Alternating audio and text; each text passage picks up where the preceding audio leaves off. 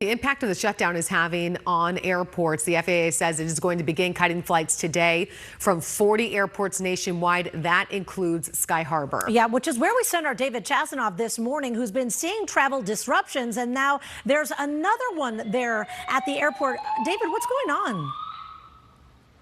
Yeah, in just the past 10 minutes or so, we heard over the intercom an alarm sounding, and the intercom message is telling folks that the alarms here at Sky Harbor, at least in Terminal 4, are being investigated and that they'll let people know as soon as they learn more information about what's going on. A very bizarre situation here on top of the cancellations and delays we're already seeing in this section of the airport.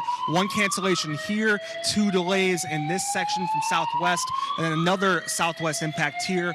Delays to Houston and Oakland flight being canceled, and then a flight to Salt Lake City canceled as well. That's just only a small example, because across the airport, at least on their website, they're saying there's 60 cancellations right now and more than 20 delays, something that continues to change as the morning continues. But airport officials, or at least the Airline Pilots Association, says unfortunately these disruptions have to happen to keep the airspace continuing.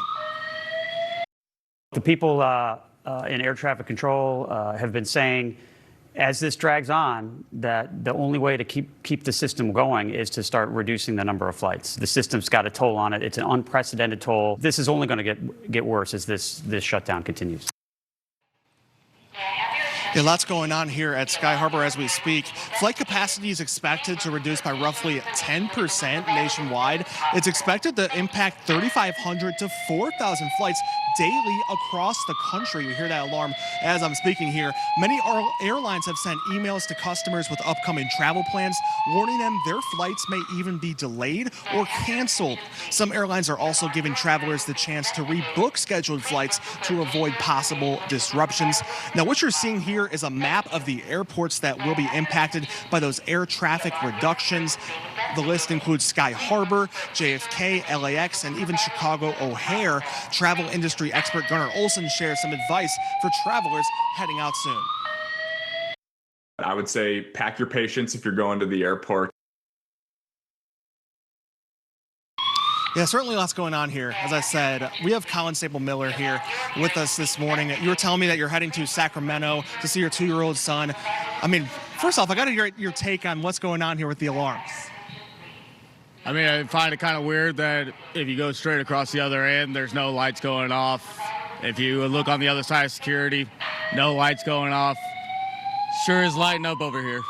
I feel like it's an uncertain time, especially with all the delays and cancellations that we're expected to be seeing these next couple days. How are you feeling about your trips and its impacts? I'm not too worried. My flight's on time right now. Coming home with a 2-year-old, I'm a little nervous. I know about a month ago, my ex-wife was flying out of here. Her flight was scheduled for 11:30, 12 o'clock. She didn't end up leaving here until about 3:30, 4 o'clock. So a little worried with a 2-year-old how that's going to play out, but play it by ear. Yeah, safe travels to you, and hopefully you got some peace and quiet this morning with this alarm situation. We'll send it back to you guys as we learn more. We're in Phoenix. David Chasanov, 12 News, Today AZ. We got to figure out what this alarm is all about. David, thank you so much for the latest on top of everything else going there. Imagine walking in and being worried about your flight being delayed and then being greeted with that. All right, we'll get back to him in just a second.